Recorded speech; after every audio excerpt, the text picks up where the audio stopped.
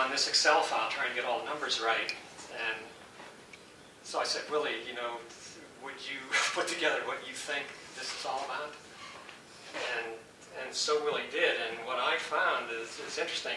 My numbers support what he's saying. My numbers are based on what the USDA and other people did. But let me start on the first page. What I did is I just copied the parts of my Excel file out of here, and I said, how much gasoline do oil companies sell in the United States, in Idaho, in Lemhi County?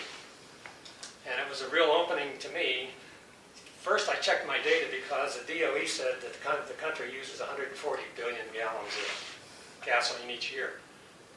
And on the website, this is a link that takes you right to Google that said that this is the number of people who live in the country. So that told me that, well, my calculations are probably right.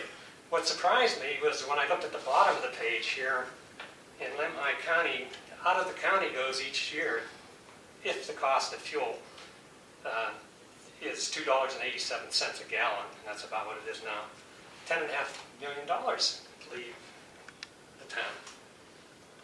I had no idea when I started on this that it was that substantial.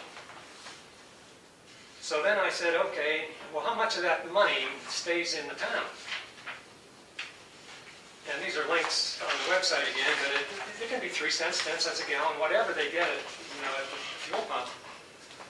It's a fraction, not even a percent, not even 1/100 of a percent of $10.5 million. So I said, now how can we solve this situation?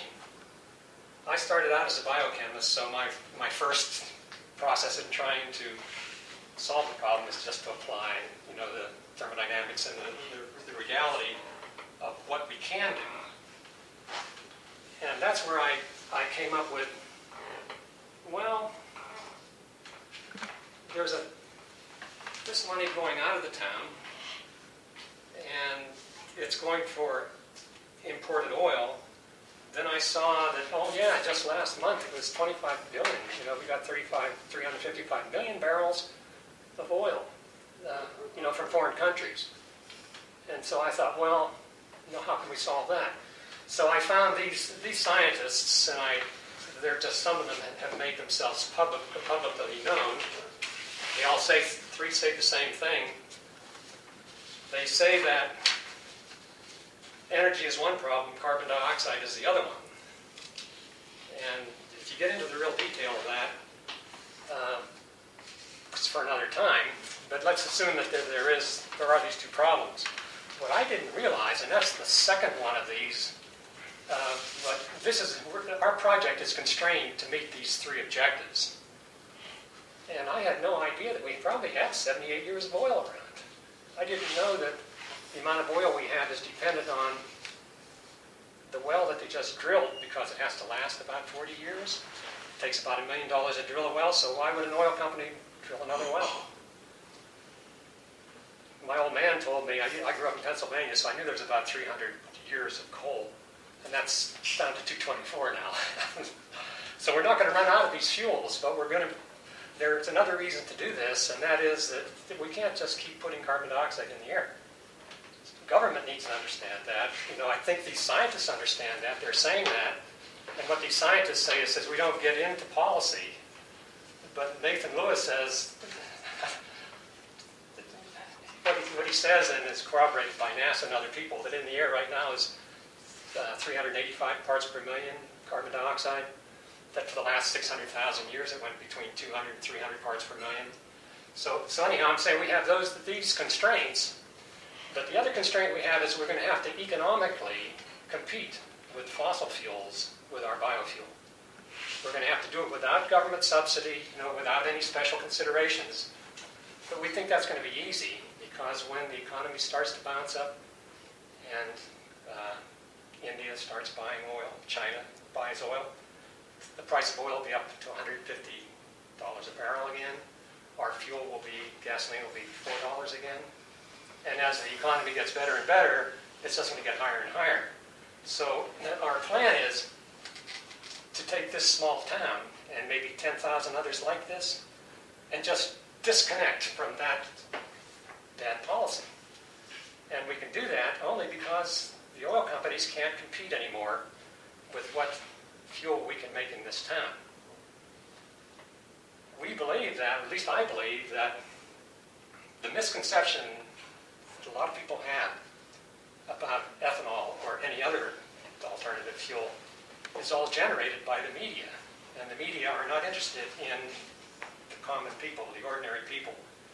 So our process, what we're saying is, ordinary people can solve their own problem with transportation fuel.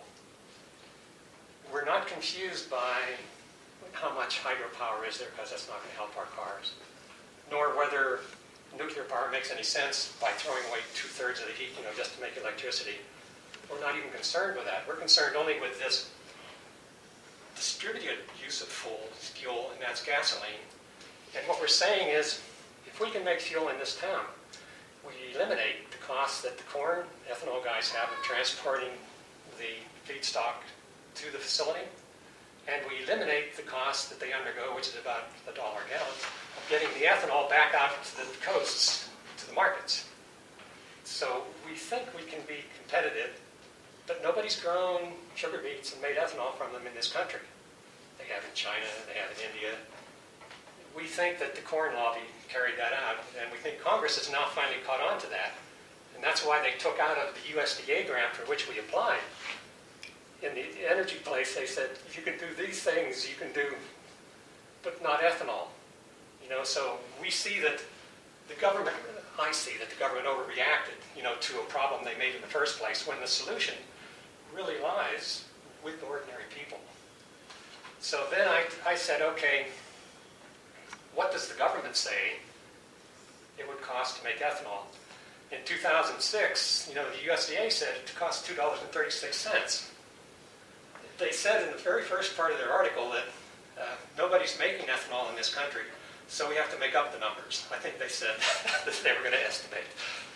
So I took their numbers, and that's my little scenario here. I showed that, well, when I do it, I come up with somewhere around $1.65. What they said in 2006 is, see, ethanol from sugar beets isn't economical because it's $2.36.